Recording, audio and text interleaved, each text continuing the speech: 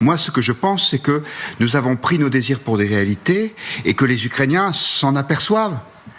Ça fait des mois. Voilà. Ici, c'est l'une des raisons pour lesquelles j'ai commenté cette vidéo. Nous avons pris nos lubies pour des réalités. Alors, pour cette vidéo, on va s'intéresser à une actualité récente de LCI à propos de l'Ukraine. Commentez, likez, partagez pour nous soutenir la chaîne. Sans plus tarder, nous passons à la vidéo. Nous repartons pour l'Ukraine avec cette situation difficile malgré le patriotisme des Ukrainiens, malgré les difficultés de l'économie russe qui devrait leur laisser espérer un effondrement rapide de la Russie. Beaucoup de déserteurs, c'est l'article du Monde qui avait sonné l'alarme. On peut lire la déclaration de cet ancien soldat ukrainien, ancien prisonnier russe.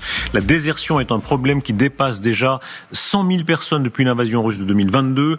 Nous avons une immense armée de déserteurs qui se baladent dans le pays. Arrêtons ça car nous sommes en train de perdre. Vous êtes toujours avec nous, Cyril Amourski, et vous aussi. Alors, il faut bien retenir ce qu'il a dit. Ce journaliste rêve de la chute de la Russie et de l'effondrement économique de la Russie.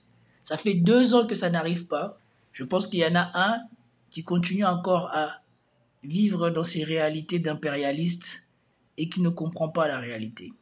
Sur ce plateau, qu'est-ce qui est en train de se passer contre toutes les prévisions qu'on avait sur la solidité complète du camp ukrainien? Cyril Amourski.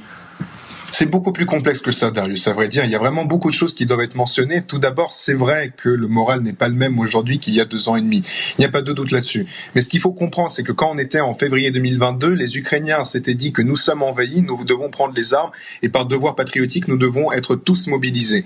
Ensuite, nous avons vu que la région de Kiev a été libérée. Plus tard, il y a eu la région de Kharkiv, ensuite Kherson. En 2022, les Ukrainiens s'étaient dit que, finalement, avec des armes occidentales, on va pouvoir gagner, on devrait obtenir plus de soutien, et donc il y avait une certaine lueur à la fin du tunnel qu'on pouvait apercevoir à partir. Bon, j'arrête là pour intervenir, pour dire, bien évidemment, celui-là, il a l'habitude d'intervenir sur le plateau de LCI, c'est un menteur. Parce que nous savons ici, grâce à mes vidéos, grâce aux propres images diffusées par eux-mêmes les Occidentaux, que Kiev ou les autres régions n'ont jamais été libérés. Ce sont des replis tactiques volontaires des Russes. Le seul endroit où les Russes ont été débordés, c'est Kramatorsk. Et les Russes se sont retirés de là-bas parce qu'ils étaient en sous-effectif. Ils ont été débordés par la tactique que Siersky, je crois, qui avait fait à l'époque où ils s'étaient retrouvés en sous-nombre par rapport aux Ukrainiens qui attaquaient à ce point-là. Et c'était à ce moment-là que l'armée russe a reculé et s'est fortifiée le temps de faire rentrer des nouvelles troupes et de former des nouvelles troupes. Et à la suite de quoi, eux, ils ont cru qu'ils allaient gagner. Ils ont fait leur fameuse contre-offensive dont nous connaissons le résultat. Donc, tous ces villes-là qui disent qu'ils ont été libérés, la plupart d'entre eux n'ont pas été libérés. La plupart d'entre eux ont été quittés par les Russes par repli tactique. Parce que rappelez-le encore ici, quand les Russes sont rentrés en Ukraine, ils n'avaient qu'une armée de 150 000 hommes contre les Ukrainiens qui étaient, je crois, à 500 000 ou 700 000. Donc pour un soldat russe, il y avait à peu près 4 voire 5 soldats ukrainiens. Donc les Russes ne pouvaient pas tenir tout le front. Quand ils l'ont réalisé, ils se sont repliés, ils se sont fortifiés. Et maintenant, nous voyons la conséquence de cela. Maintenant, c'est les Russes qui sont en train de finir l'armée ukrainienne. Comme l'atteste cette vidéo, l'Ukraine a des problèmes. De 2022, et on se disait, tiens, il y a de l'espoir. Aujourd'hui, en 2024, lorsqu'on voit que cette aide, elle stagne, quand on voit qu'il n'y a pas de décision majeure occidentale pour pouvoir avoir un tournant dans cette guerre, eh bien, les Ukrainiens ne voient plus la lueur à la fin de ce tunnel. Et donc, évidemment qu'en termes de morale, en termes de recrutement, ce n'est plus la même chose, parce qu'auparavant... Donc, il n'y a pas de décision majeure des Occidentaux. La décision majeure des Occidentaux a été de financer la contre-offensive. La décision majeure des Occidentaux a été de financer la contre-offensive. Quand la contre-offensive a échoué, on s'est rendu compte qu'il y avait toujours corruption et toujours détournement chez les Ukrainiens. Parce que quand les Russes se sont mis en mouvement, nous avons constaté que, contrairement aux Russes qui s'étaient fortifiés et dont les fortifications ont tenu et ont fait échouer l'offensive ukrainienne, quand les Russes ils ont attaqué, les lignes défensives ukrainiennes n'existaient pas. Il n'y avait que les lignes ukrainiennes et préexistantes, comme à Avdiivka, qui ont tenu. Et maintenant que ces lignes-là sont en train de tomber, nous constatons que l'Ukraine a de plus en plus de mal à tenir le combat.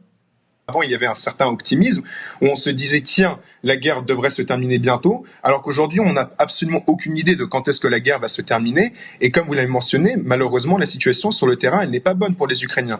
Par rapport aux 100 000 personnes qui ont déserté, il faut savoir que sur ces 100 000, une énorme partie, voire la majorité de ces gens-là sont revenus sur le terrain, sont revenus combattre.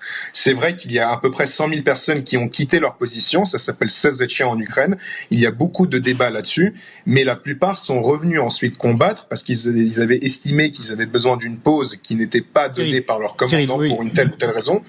Vous vouliez réagir? Voilà. Même lui, on va le couper dans sa propagande parce que vous avez vu ma dernière vidéo sur le renouvellement de troupes en Ukraine. Les renouvellements de troupes en Ukraine ne se passent pas de la même manière que ça se passe en Russie. La Russie évite de faire combattre les gens sans leur proposer une réelle contrepartie au fait qu'ils vont se sacrifier presque ou probablement pour le pays, tandis que l'Ukraine veut juste que les gens aillent mourir pour la volonté de Zelensky. Là, ce qui fait qu'ils ont de plus en plus de mal à recruter. Mais ici, on va l'arrêter et vous allez comprendre pourquoi. Parce que, comme d'habitude, il fait de la propagande. Il ne dit pas la vérité. Et ils vont rétablir la vérité ici sur le pourquoi ces 100 000 déserteurs sont revenus au combat.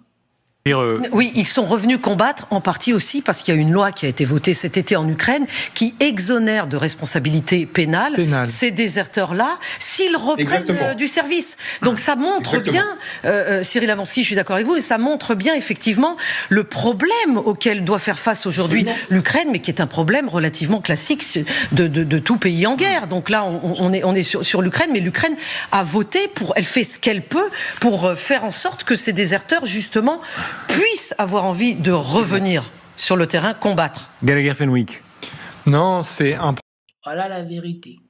La vérité, ce n'est pas qu'ils ont envie de revenir. C'est qu'on leur a dit, si vous revenez, vous ne serez pas punis. Probablement que ceux qui savent qu'ils sont grillés, ils ont plus intérêt à revenir et à ne pas être sanctionnés plus tard qu'à rester chez eux et à risquer la sanction plus tard. Donc, ce n'est pas ils sont revenus de leur plein gré. Faut pas confondre. Problème, si vous voulez, qui encore une fois met cette société ukraine davantage sous pression, notamment parce qu'on en parlait tout à l'heure, il y a un sentiment d'injustice dont il faut parler aussi au sein de cette population, entre ceux qui combattent, qui ne savent pas quand est-ce qu'ils vont être démobilisés, cette guerre qui s'installe dans la durée, le sentiment qu'ils ne sont véritablement aidés ni par les alliés de l'Ukraine, ni par leurs propres autorités, qui ne répondent pas à leurs questions, et un arrière où on continue de boire des cappuccinos, c'est vrai, en terrasse à Kiev, et des Kieviens qui expliquent que c'est aussi cela que l'on défend, c'est-à-dire on défend un mode de vie, on défend ses libertés, et c'est aussi, en faisant cela, un mode, d'une façon de résister face à l'envahisseur russe. Donc on voit que tout cela atteint quand même un moment de forte tension, avec un président ukrainien, et j'en termine par là, qui multiplie les initiatives ces derniers temps, et des initiatives, force est de le constater, qui ne donnent pas grand-chose pour le moment. Voilà. La bêtise du monde moderne. Le patriotisme est mort dans le monde moderne. Surtout quand on promet aux Ukrainiens de vivre comme les Européens. Connaissez-vous des Européens qui sont prêts à mourir pour leur gouvernement? Il en existe carrément plus. Et c'est exactement ce qu'ils sont en train de constater à Kiev. À Kiev, les gens, ils vous disent que ils font de la résistance en prenant du bon temps sur le terrasse. Voilà la réalité des Occidentaux. Voilà pourquoi ces gens-là qui sont au front, qui voient leurs amis mourir, qui voient leur espoir de sortir de là vivant s'amenuire de jour en jour, voilà pourquoi ils ont la rage. Et force de constater, la tournure que les événements ont pris au Moyen-Orient fait aujourd'hui passer Zelensky et ses lubies de vaincre la Russie au second plan. Pour le moment, les États-Unis, leur priorité, c'est d'éviter que leur enfant gâté ne soit débordé. Et donc, l'Ukraine, de toute manière, ça saoulait tout le monde. On se rend compte tous les jours de la corruption qu'il y a, même chez les simples personnes, chez les gens qui font les passes pour ne pas finir dans l'armée.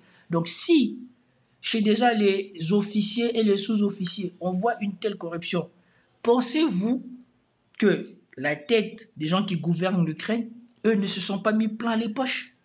Pensez-vous qu'il y a des gens qui ignorent cette réalité-là? Même eux-mêmes, les Occidentaux, pensez-vous qu'ils ignorent cette réalité-là? Oui, parce que on peut dire qu'on résiste aux Russes en buvant des cappuccinos, mais je crains que ce soit pas très efficace militairement. Et donc le problème. Culturellement. Pardon? Non, culturellement. Oui, mais culturellement, mais. Et ici, on leur dit que voilà, c'est pertinent ce qu'il dit. Je ne suis pas sûr que boire des cappuccinos soit la meilleure manière de dire qu'on résiste aux Russes, parce qu'effectivement, même en Russie aussi, on déguste des cappuccinos dans un restaurant.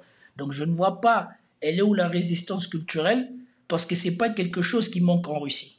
Donc là, il commence peut-être à réaliser que voilà, les lubies des Occidentaux sur leur mode de vie n'est pas exclusif à eux.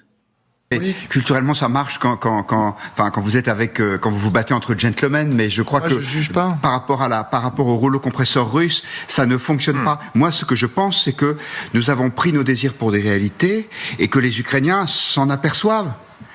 Ça fait des mois. Voilà.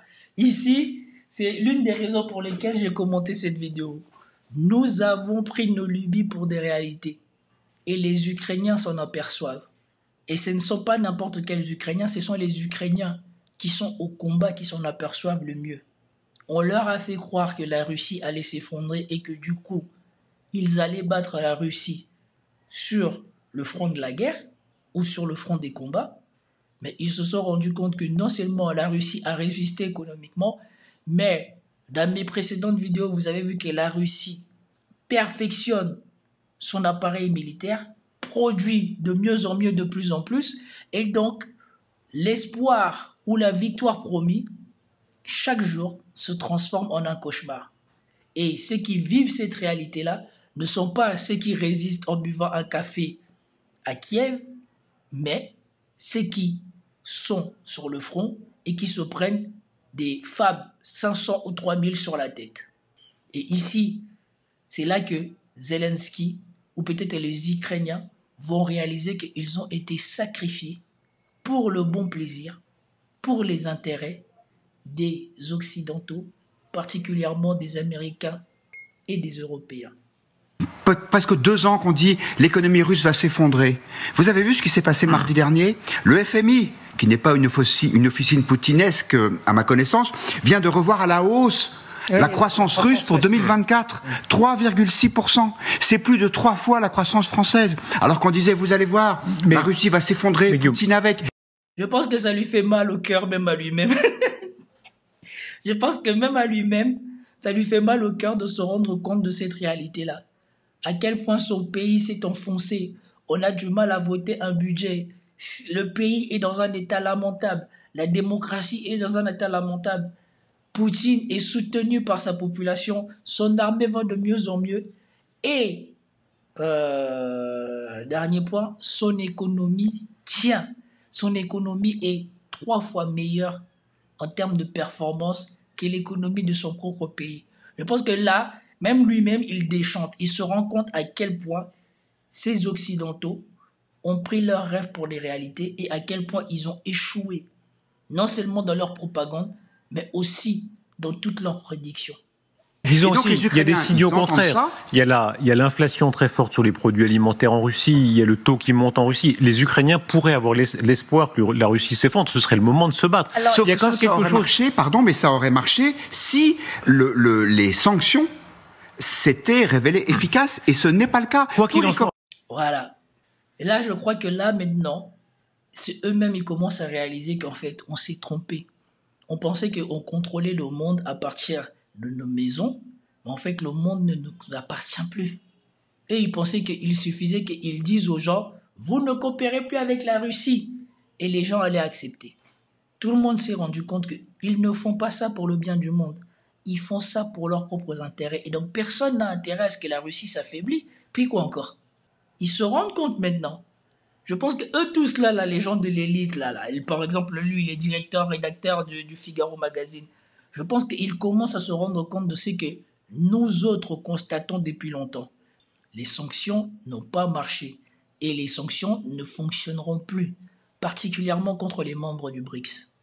De Poutine qui était cette semaine au sommet des BRICS, ce sont des gens qui achètent les hydrocarbures russes. Donc, en gros, moi je suis pas un économiste distingué, mais d'après ce que j'ai compris, la Russie est gorgée de pétrole. Le pétrole et le gaz sont vendus à des pays qui se foutent éperdument de l'embargo, comme l'Inde et d'autres. Et avec cet argent, on fabrique des armes. Et comme par ailleurs, il y a 145 millions d'habitants contre 40 millions en face, il y a des réserves d'hommes.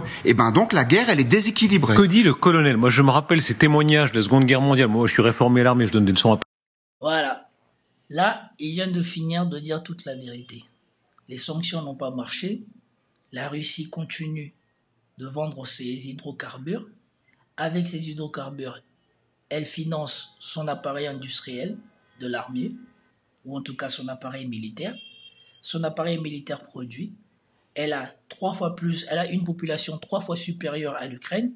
Et surtout, nous savons qu'elle a changé de tactique. Sa tactique maintenant, ce n'est pas de conquérir le territoire, c'est d'abord d'affaiblir l'armée et tout le secteur militaro-industriel ukrainien. C'est son premier objectif. Et donc, elle préserve ses hommes, elle utilise d'abord son armement, son avantage sur l'Ukraine, son artillerie. Donc, elle préfère bien raser le terrain avant de manœuvrer, ce qui lui permet de limiter les pertes d'hommes. Voilà pourquoi, malgré toute la propagande des Occidentaux comme quoi les Russes pratiquent la chair à canon, les Russes continuent d'avancer. Parce que si les Russes pratiquaient vraiment la chair à canon, vu que c'est eux qui sont à l'initiative depuis le début dans ce conflit, normalement, ils ne devraient plus avoir de réserve d'hommes. Mais celui qui a le plus enrôlé de gens dans son armée, c'est l'armée ukrainienne, contrairement à l'armée russe. Celui dont les effectifs ont de plus en plus du mal à se renouveler, c'est l'armée ukrainienne et non l'armée russe. Celui dont les objectifs d'effectifs militaires sont de plus en plus ambitieux et sont de plus en plus volumineux, c'est la Russie. Comment pourrait-elle faire ça tout en perdant autant d'hommes que les Occidentaux essayent de faire croire à leur population? Donc, c'était tout pour cette première partie.